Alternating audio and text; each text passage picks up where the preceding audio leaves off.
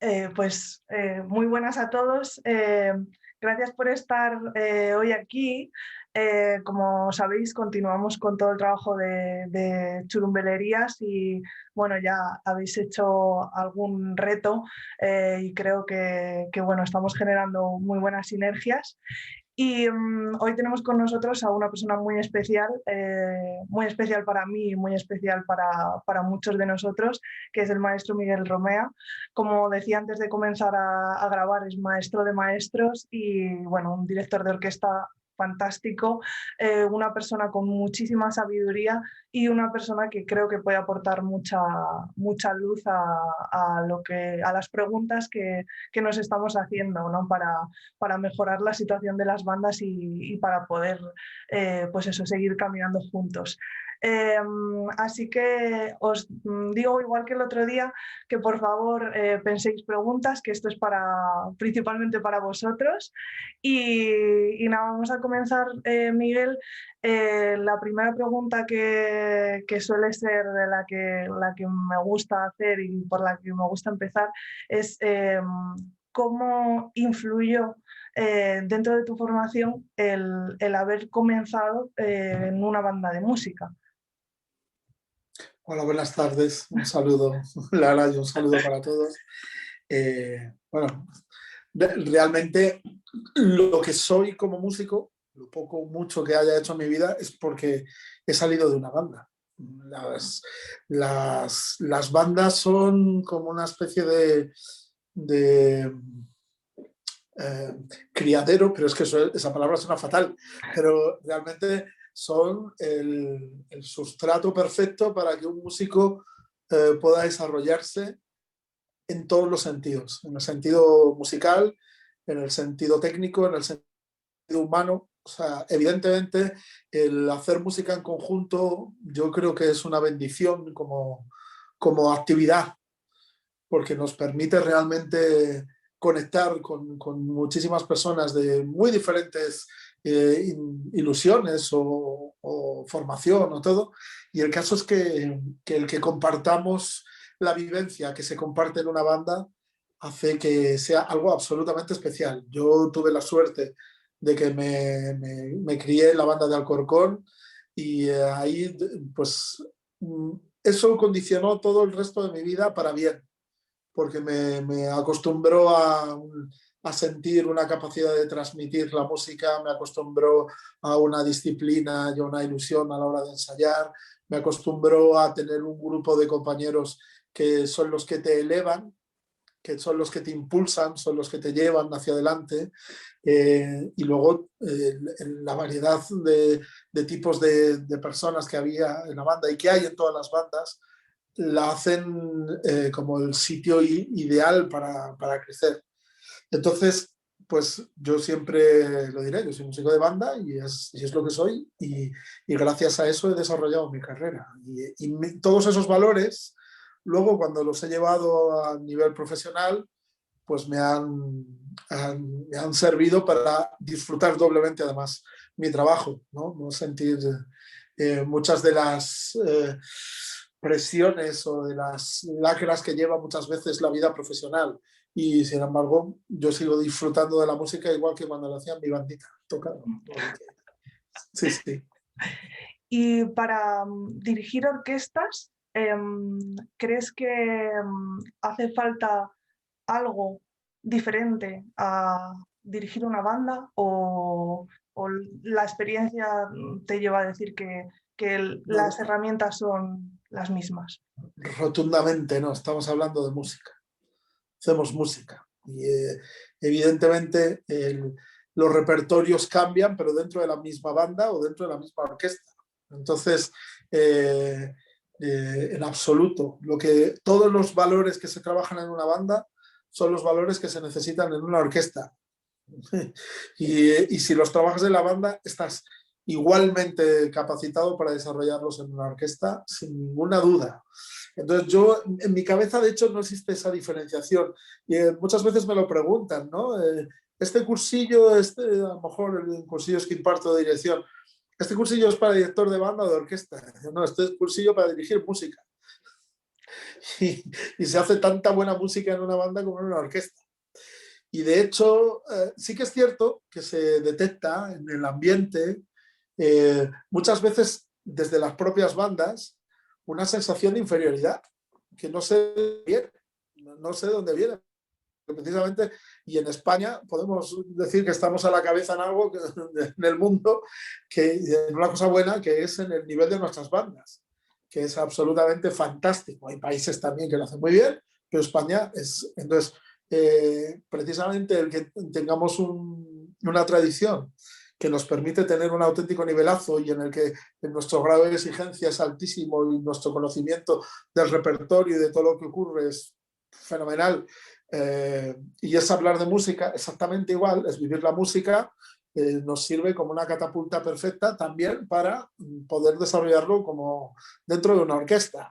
Entonces, cuando me preguntan eso, es que no entiendo la diferencia. O sea, si yo tengo que marcar una frase y sentir una frase, pues es que lo que tengo que hacer como director o como oyente es igual si lo escucho en una banda o en una orquesta.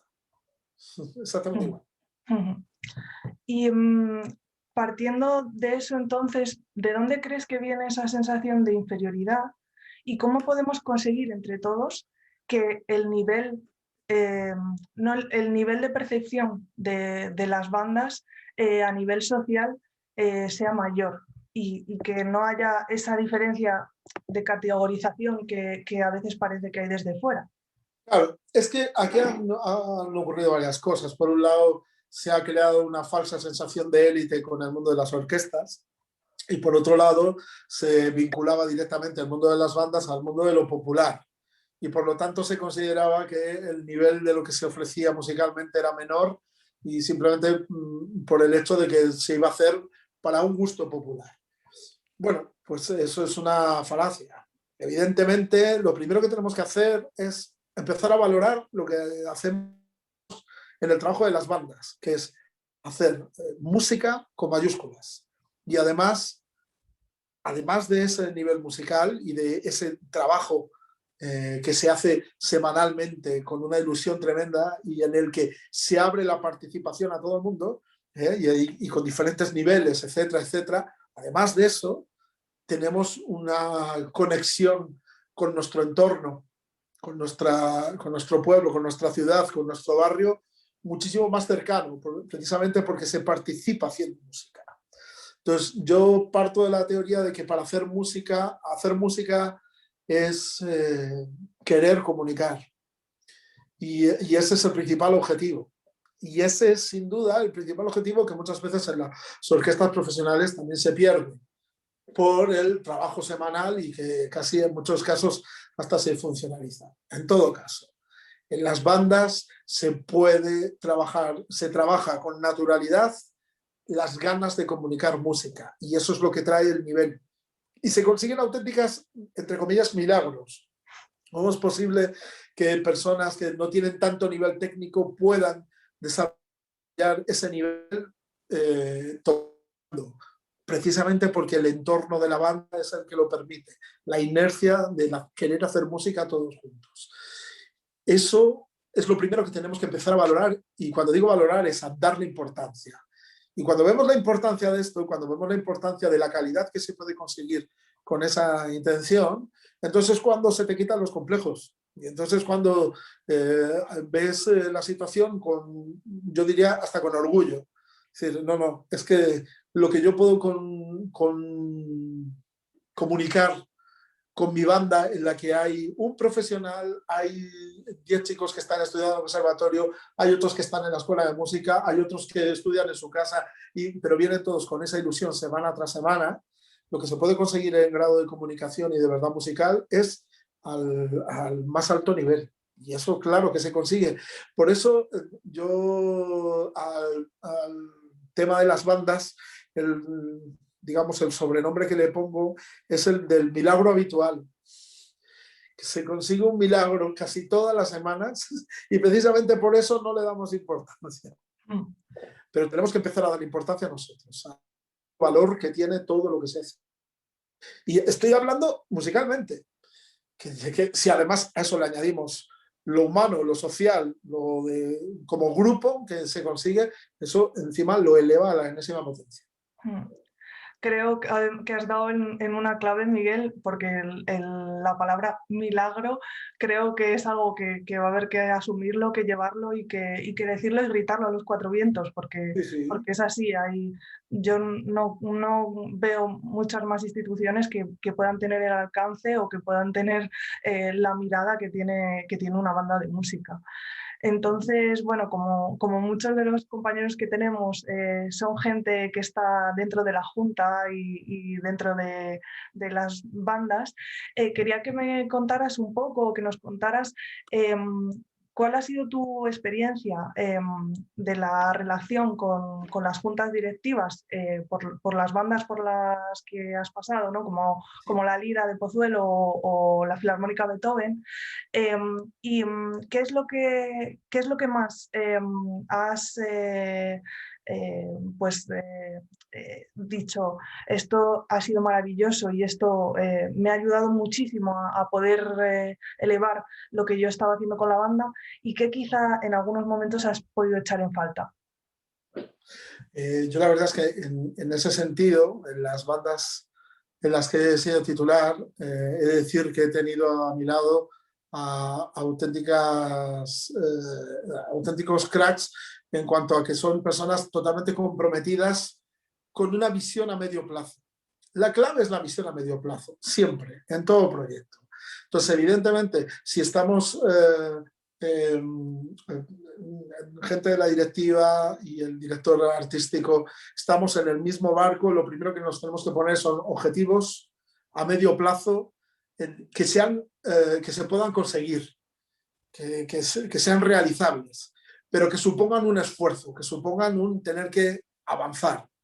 Y para ello, evidentemente, hay que asumir riesgos en determinados momentos y hay que hacer inversión. La inversión muchas veces es en generar proyectos que al principio pueden parecer que son muy complicados, pero la fuerza y la inercia en una banda cuando se trabaja con regularidad es poderosísima y es cuando se consiguen estos resultados.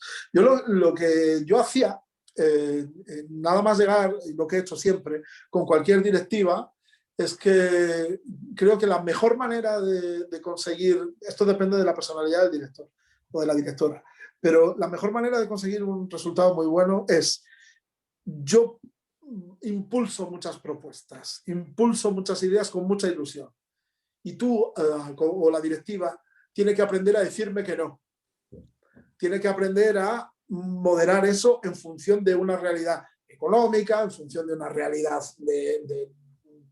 de qué dispone la banda, etc. Pero tenemos que pelear para que alguna de esas propuestas sí que pueda salir adelante, porque va a ser el motor, el impulso musical que va a generar que atraiga muchos otros impulsos. Luego, otra de las cosas en las que siempre me parece que es necesario es que haya empatía entre los gestores y en la dirección artística, y viceversa, entre la dirección artística y los gestores. Yo necesito entender el esfuerzo que hacen las directivas para sacar adelante los proyectos, pero también ellos tienen que ver, y muchas veces se peca de conservadurismo, decir, bueno, esto se ha hecho siempre así, se mantiene, y asumir apertura o asumir el llevarlo a otros niveles, ese pequeño riesgo que conlleva, muchas veces da mucho vértigo y hay veces que tira para atrás estas ideas. ¿A qué voy con esto? Voy a que actualmente ya se vive de una manera mucho más profesional en la toma de decisiones dentro de las directivas y de los directores artísticos, pero tienen que generar una relación de confianza tremenda para poder estar un tiempo, un plazo en el que haya unos objetivos comunes. Una de las cosas también muy importantes para un director, que todos los directores tienen que asumir, es su interinidad. Los directores estamos un tiempo. Este tiempo puede ser 5, 10 años, puede dilatarse a 15 años. En fin, hay circunstancias muy particulares que en algunos casos son admirables.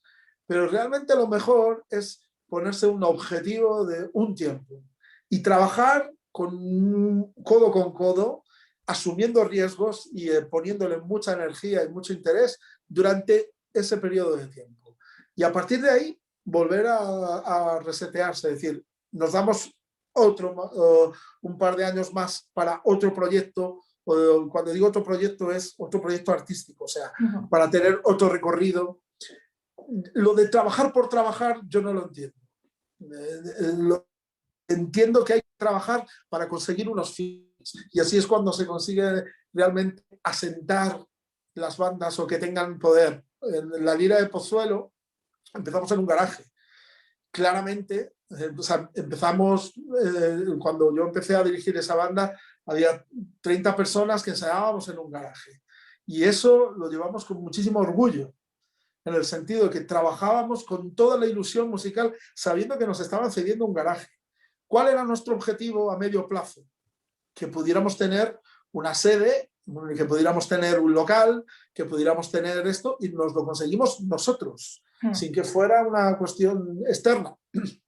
Por supuesto, ayudaron los ayuntamientos, etcétera, etcétera, pero hubo que buscar un crecimiento en todos los sentidos para crear una comunidad y poder ir avanzando para poder llegar a una serie. Yo recuerdo la cara de locura que me pusieron en la directiva, momentánea, la cara de hilaridad fue momentánea, porque luego enseguida se volcaron en ello y fue formidable.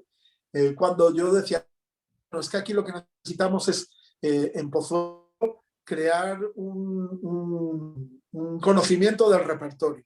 Entonces, ya no es que tuviéramos los ensayos los viernes y los sábados, sino que los domingos por la mañana yo me iba allí con 20 CDs y ponía 20 músicas diferentes para que todo el mundo escuchara estilos diferentes y que pudiéramos hacer tal, hacer cual, no sé qué.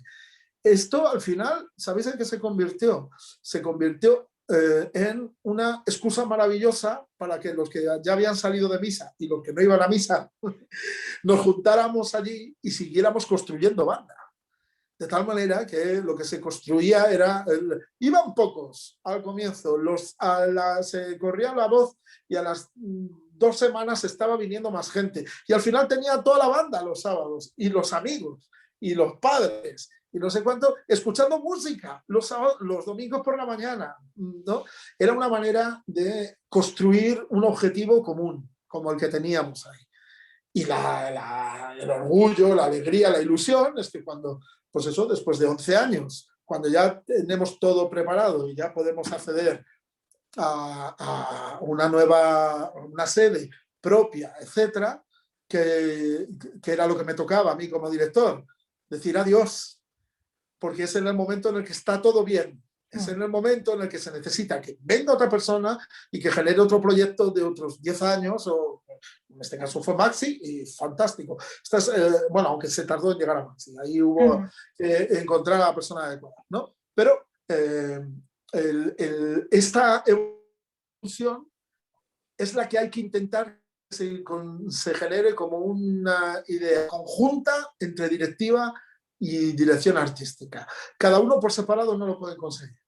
Y ahí es donde se necesita que haya una relación de muchísima cercanía, de muchísima ilusión y de muchísima comunicación. Es muy bueno saber, por cierto, yo otra de las cosas también que me ha ayudado muchísimo es, como os decía antes, el no de las directivas a determinadas cosas. Eso no es ningún problema, eso se lo digo yo a todos mis directores. El que te digan que no y que te lo argumenten en una propuesta que haces, te hace crecer y siempre es muy bueno que en la directiva haya gente que piense muy diferente a ti, porque te abre los ojos, porque te hace en un momento dado reforzar tus opiniones cuando crees que realmente es el único camino, a pesar de que haya dudas por otro lado, pero por otro lado también van a haber posibles cosas o situaciones que se pueden crear que tú a lo mejor en tu buena voluntad no las ves, y eso te ayuda muchísimo. Entonces, otra cosa importante que le digo a los directores con respecto a sus directivas es que agradezcan y disfruten cada vez que alguien le da la opinión contraria, porque eso realmente es la manera de mejorar, y viceversa. Claro, ¿dónde está el problema? Si el director hace siempre lo que quiere, posiblemente no habrá un camino común. entonces no se llegará a ningún puerto.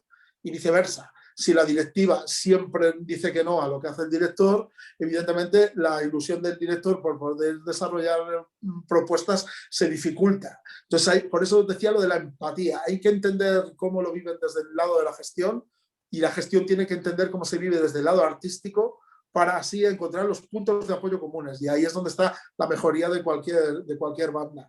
Por ejemplo, una de las cuestiones fundamentales que viven ahora las bandas es la necesidad de abrirse. ¿A quién? A directores invitados. Esto ya se hace habitualmente en muchas bandas, pero hay algunas en las que parecen como que les da miedo invitar a un director para que venga a hacer un ensayo, cuando es lo más enriquecedor del mundo. Y no se pone ni en tela de juicio la capacidad del director titular, ni se le está menoscabando, ni se está buscando dilapidar su esto. No, al revés. Lo que se está generando es un flujo de conocimiento, un flujo de frescura, y eso hace que luego también valores más a tu director, las cosas, o tu directora, al titular, lo que tienes. Entonces, eso, hay regiones en las que ya venimos trabajando mucho con ello, como en Andalucía, por ejemplo, y es fabuloso ver la movilidad que tienen cada director en su banda, pero la movilidad que tienen de apertura de ideas, cómo se mezclan, cómo se unen, cómo trabajan unos con otros, y eso trae solo cosas buenas. Antes de pasar, porque sí que están empezando ya a entrar alguna pregunta, bueno, me parece fundamental lo que has dicho, Miguel, de la escucha y del trabajo en equipo, porque si no, no hay movimiento, y además el destacar, ¿no?, que cada parte tiene su parte de trabajo y hay que confiar en que esa parte de trabajo está. Y luego, con esto que estabas hablando también de invitar a directores y a directoras, te iba a preguntar cómo estás viendo, porque como he dicho, Miguel, además de ser un gran maestro, es maestro de maestros y somos muchos los que hemos pasado por sus manos. ¿Cómo estás viendo el tema de la profesionalización de los directores de banda? Esa preocupación yo creo que está viendo cada vez más por estar formado y por poder dar lo mejor cuando se está delante de la banda. ¿Cómo ves esa evolución? Es que hay que tener en cuenta que ha cambiado muchísimo la situación con respecto a hace 20 años o 15 años. Hasta no hace mucho había muchos directores que eran el que pasaba por ahí, que se había quedado como director porque tal, con buena voluntad, que había asumido el marrón y con toda la ilusión del mundo se ponía, pero realmente sabía marcar el compás y poco más, aunque fuera muy buen músico, pero no tenía un trabajo específico. Hoy en día eso no ocurre. Hay una auténtica roster, ¿cómo se dice?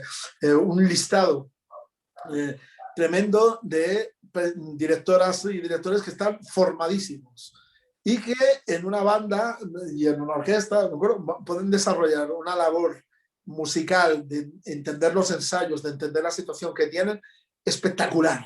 Esto ha cambiado, claro, esto antes se tenía que poner a alguien ahí porque no había nadie más, pero literalmente.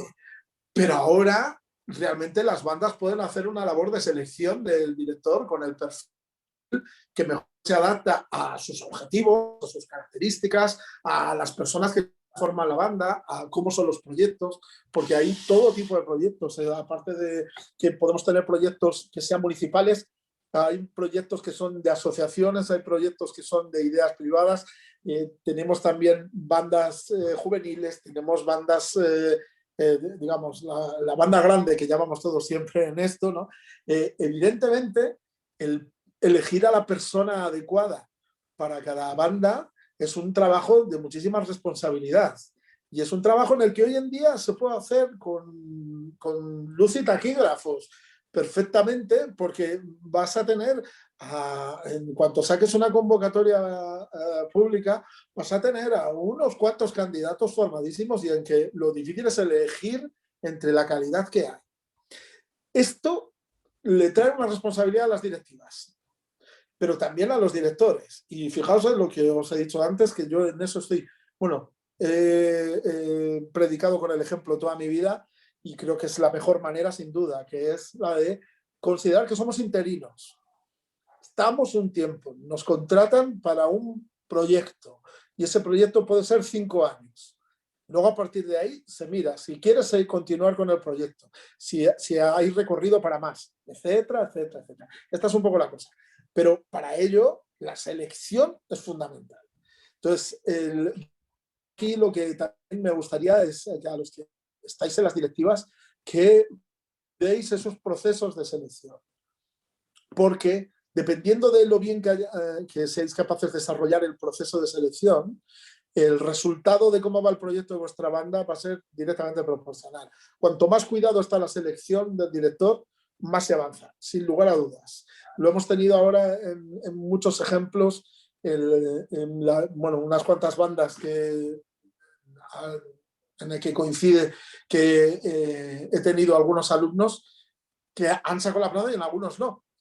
Pero lo que sí he podido constatar es que la selección la habían hecho con muchísimo cuidado, que lo habían hecho de la manera correcta, que es viendo cómo se implanta, cómo después de pedir un determinado perfil, luego ver cómo, además esto es como los melones, hasta que no lo ves trabajando, hasta que no lo abres, hasta que no le ves trabajando con la banda, no sabes si se produce esta comunicación y este contacto y esta energía, ¿no?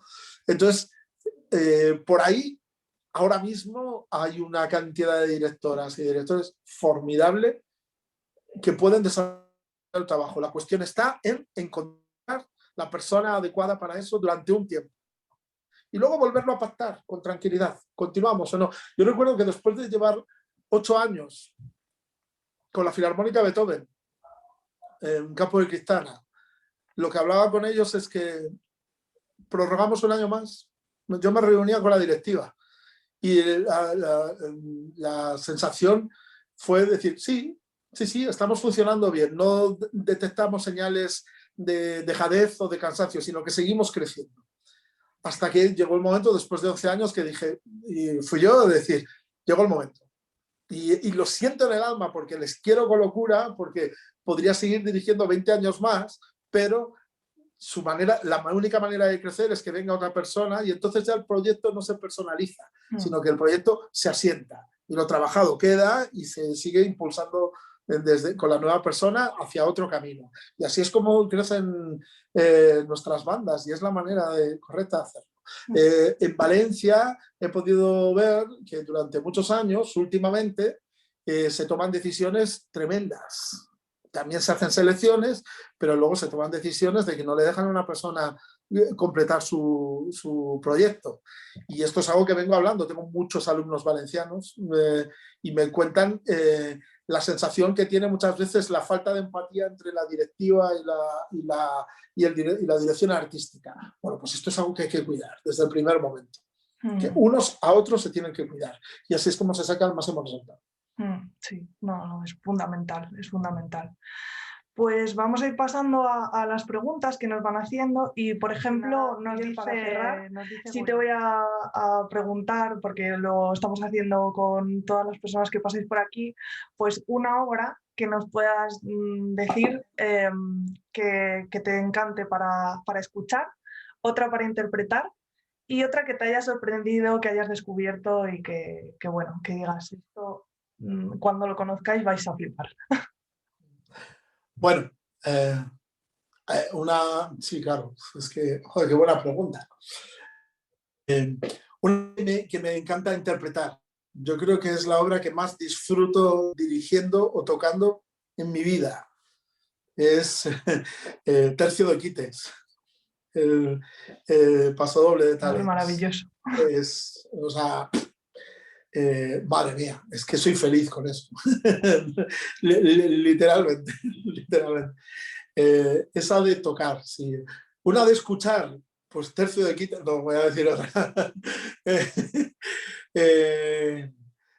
Como para escuchar, hay una obra de Karel Usa para banda que se llama Music for Prague, la música para Praga. Es una obra muy dura, pero es brutal. Y yo que soy un poco heavy metal, ese hard rock ahí metido de Karel Usa con H, ¿vale? Es un compositor checo y esta obra para banda es demoledora, o sea, de esta que la escuchas y realmente te conmueve por dentro, ¿no? De entusiasmo. Y una obra que me ha sorprendido mucho, bueno, es que hay muchísimas. La verdad es que me vienen a la cabeza unas cuantas, pero me cuesta decidir. Sí, sí. Quizá las iridiscencias sinfónicas de Amando Blanquer. Sabéis que tenemos grandísimos compositores españoles para banda y para mí hay algunos que son absolutamente obligatorios, como Blanquer, bueno, Talens también, en otra sencillez y en otro planteamiento, pero absolutamente igual. Y es que esta obra, si no la habéis escuchado, Iridiscencias sinfónicas. Recuerdo que cuando la escuché dije, wow, esto está a la altura de la consagración. Y realmente es que es un subidón de obra que no me esperaba que tuviera ese grado de complejidad que tiene, ¿no? Entonces, por ahí iría. Así Sarbó también tiene Mare Nostrum, que es una obra que recuerdo que la primera vez que la escuché me quedé absolutamente enamorado y caído de espaldas. Entonces, sí, pero bueno, ahora iría por ahí. Yo diría estas de Blanquer, las iridiscencias, sí. Pues vamos, nos quedamos con ellas. Yo algunas las conozco y son maravillosas, o sea que bueno, Tercio de Quites evidentemente, pero no, Forever, Mare ¿eh? Nostrum es una maravilla. Y, Sí, sí. y nada, Con pues Tercio para de Quites terminar, nos tenemos que poner todos de pie cada vez que hablemos de Tercio de Quites, ¿eh? Un poquito de respeto, como yo en mis clases de dirección, que cada vez que sale la palabra Bach nos ponemos todos de pie y nos volvemos a sentar, ¿no? Un poco a tener una liturgia ahí, pero con Tercio de Quites exactamente igual. efectivamente. Pues Miguel, no podemos hacer otra cosa que darte tremendas gracias por Por compartir tu experiencia. Creo que somos muy afortunados de tener profesionales como tú que nos acompañen, que, gracias a vosotros, que desde nos luego. den su visión y desde luego yo personalmente no puedo decir otra cosa que te admiro muchísimo y, Mutu. y que creo que es oro todo lo que nos dices y nos aportas. Así que Yo, si me permites un momento, quisiera transmitir a todos la importancia y lo bueno de este tipo de iniciativas como tenéis en Churumbelerías y que importante es hacerlas crecer para crear comunidad, para ver la importancia, sobre todo para valorarnos de verdad, porque es una manera de darnos cuenta. Siempre es difícil verse a uno mismo, pero cuando lo ves en el compañero y ves en el otro y el trabajo que están haciendo y cómo estos por aquí y estos por allá, y hay tanto bueno dentro del mundo de las bandas que hace mejor lo que tiene alrededor, que iniciativas como esta que ponen eso de manifiesto y lo impulsan, me parecen formidables. Así que gracias a vosotros y mucho ánimo con todo esto a seguir creciendo y reforzándonos. muchas gracias a ti, muchas gracias a todos los compañeros que están hoy y a los que lo van a escuchar en diferido y un beso muy fuerte y un abrazo para todos. Hasta la próxima. Chao. Chao.